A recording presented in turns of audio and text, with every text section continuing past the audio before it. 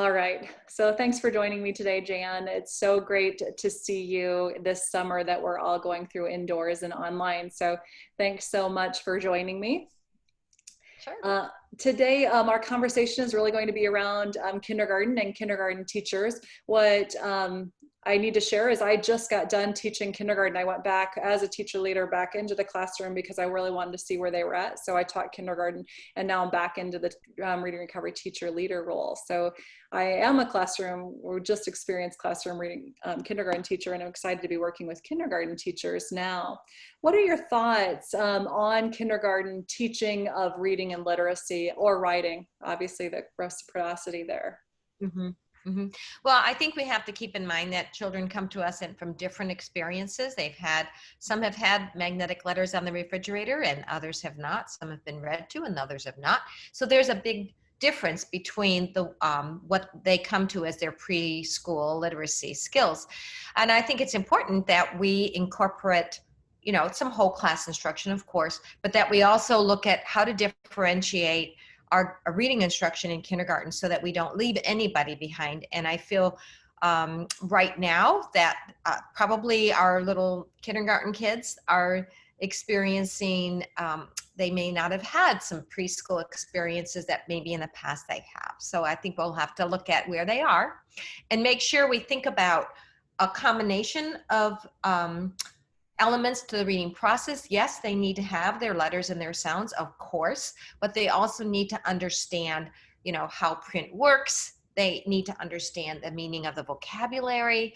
And I think as we work with these children, we're going to see them progress in their strategic actions, so that they might start with just, looking at the first letter, or they might be just, getting them to look at print.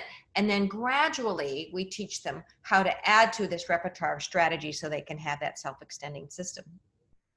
Right. And what would you say? So I heard you say, we have to bring into those experiences, we have to start teaching. So several of us, as kindergarten teachers, we want to say, okay, so we'll just start at the top. We'll start teaching letter of the day. We'll move down. Why do you think that is important to do, or not important to think about in that gamut in terms of meeting the needs of those varied students that enter the classrooms that you mentioned? Right. Well, I think that you do need to know who knows their letters. I think that would be the first assessment. That I love the Assess Decide Guide framework. So I want to know, which children know their letters. And if they know letters, just the letter names, then we can make some assumptions. We can make assumptions that somebody taught them that. They don't just learn that without being taught. I think we can also assume that if they have had instruction and letter knowledge, they probably have also had some read aloud experiences as well. Because what we've learned is that letter knowledge is an indicator. It's, it indicates some things that have happened in the home. So I would go with that. I'm not a big believer in letter of the week. I feel like it's rather boring, and I feel like it slows down the learning curve and these children that come to school and have not had literacy experience at the home do not need to go slower. We need to see how we can accelerate them so they can catch up to those that have had literacy experiences. So my recommendation is find out where they are. Who are your pre-A readers? Those are the ones that have had 40 letters, less than 40 letters. Immediately start them in an alphabet tracing experience. It is the best, efficient, and accelerative approach. It's free. It doesn't cost anything. You can use the resources that you have. And I've never seen anything that has accelerated kids as quickly as that. Now that needs to be done one-on-one. So it could be done by a teaching assistant, an upper grade tutor. I mean, that might be something we have to think about. How can we integrate perhaps even some remote learning where there are alphabet tracing apps but they need to be done with an adult, supporting the student to making sure they're understanding where they are tracing, because you're also working on letter knowledge, or letter formation, as well as letter knowledge. Now, that's an individual piece. And then, of course, I would emphasize the importance of small group instruction, because this is how you can differentiate. This is how you can scaffold. This is how you can prompt students for those strategic actions, not just sounding out words, but using building up their knowledge of how words work and how much of the print they need to attend to still construct meaning in a book. So you really spoke a ton to all of the teaching we have to do, all of that. What do you think the outcome is, and how do you think students develop as joyful readers? I once heard you speak, and you stated something like, you don't really ever walk into a room and hear students say, hey, look how great this worksheet is, right? So Right. how do you get kids to find the joy? Because we want to say, oh, let's find cutesy things to make it fun for kids, right? So Right. in all of what you said, you know, you have a great intensity, like we need to do this, but there's so much joy in doing that. Share with the joy that kids get out of doing the work that you just stated. Right. I mean, we have to keep that in mind. When our kindergarten kids come to school, the number one thing they want to learn is read. You know, they've been told they're going to go to school, you're going to read in school. And yeah, I think they're disappointed when the first day they don't get to read. I remember a reading recovery student that I had named William, who had multiple health issues and other issues as well. William was in first grade. He knew one letter, and that was the W. That was all he knew. Couldn't write his name. His name was a W with a bunch of sticks after it. If you think about William, there's a lot of sticks in the word William. And I remember reading a little book with him, a very simple book. He ran out of the room, went to the principal's office, and he shook this little book in front of her hand and said, I can read, I can read. That's what we need to, that joy. Now, was he really reading? Yes, he was constructing meaning. Did he know all of his letters and sounds? No. So if we think of guided reading as this portal into this literacy life, and it is just the beginning step. But when you read a book to kids, they're not going to say, I can read that book. But when you give them something that they actually can navigate, and maybe it's just William laughs, William cries, William smiles, but it's a book with print that they can read, you're going to get that joyful literacy that they need. Yeah, and I love the way right away you said, I didn't worry about accuracy. I didn't worry about whether or not he perfectly had it. It was him, the joy came in defining himself as a true reader in those experiences that he had. And I loved that you're sharing that. How do you see that writing fits in that work then in terms of building that same kind of joy in writing?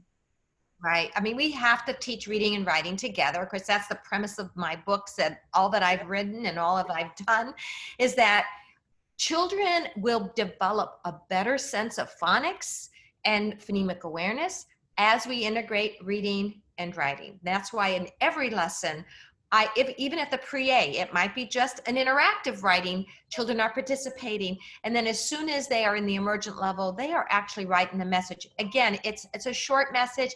It might just say, I am happy, but they are actually doing the writing. And I think so that's so important that we don't just give them fill in the blanks where they write a letter, you know. So they're going to write the M in the word, I am happy. That's not writing. And, accepting approximations, realizing that this is a journey for these children and they're only ready to do what they know. And so when we build on what they know, they're going to be successful. And as they learn to write, they'll become better readers, and of course, vice versa. So every lesson should have some reading and some writing in it.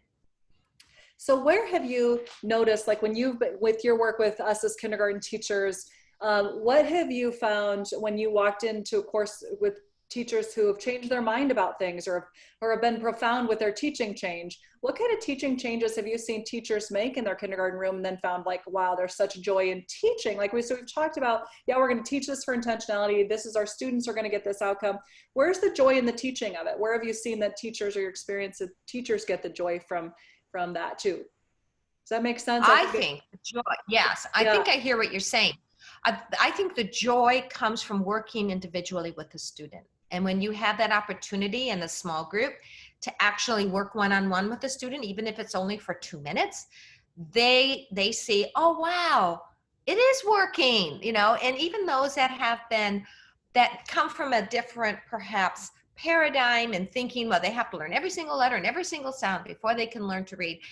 And if they just give it a try and they see the joy on the child's face being successful, and they're going to be enthusiastic about the approach. And I think I truly believe every teacher wants to do what's best for kids. I truly believe that. And when they see that this way works, they become enthusiastic and they have an understanding of that process of reading goes beyond just sounding out a word. Wow. You know, I know that you've just done tons and tons of work. I'm trying to make sure that I've asked you insights so that I'm taking it out to the work with the you're gonna see with kindergarten teachers. Is there anything else that you wish that kindergarten teachers knew that I didn't ask you? Oh, reading, writing, of course, phonics. I think phonics is important, and I would never put that on the back burner. It is essential within the reading and the writing that we also differentiate our word study. And I think we see us as kindergarten teachers and classroom teachers, sometimes we look at whole class instruction as being efficient approach. You know, I'm going to teach everybody the letter M. And we also get the misconception that just because I taught everybody the letter M, they learned the letter M. And that's totally false. You only have to work with kindergarten teachers 1 week, or children 1 week, to realize that's not true. And I think that when we see that it's not about being efficient, it's about being effective. Then we see the approach of the small group lesson is to teach children where they are so they can become more proficient readers. If we continue to teach whole class, we're going to see children lag behind, or we're going to slow down the children who are ready to move forward. And those children could also become disengaged, unmotivated, unfocused, because we're teaching them a letter M and they already can read. And we're going through the motions of teaching something they don't need to learn. Nice. Yeah, because oftentimes you hear it's not developmentally appropriate, or it's not, we're trying to teach first grade and kindergarten. And what you just described takes all of that out of the picture, because it's really about what the child is ready. And when you can teach in guided reading side by side, it's nothing more than moving a child a little bit more each day. So thank you for those insights.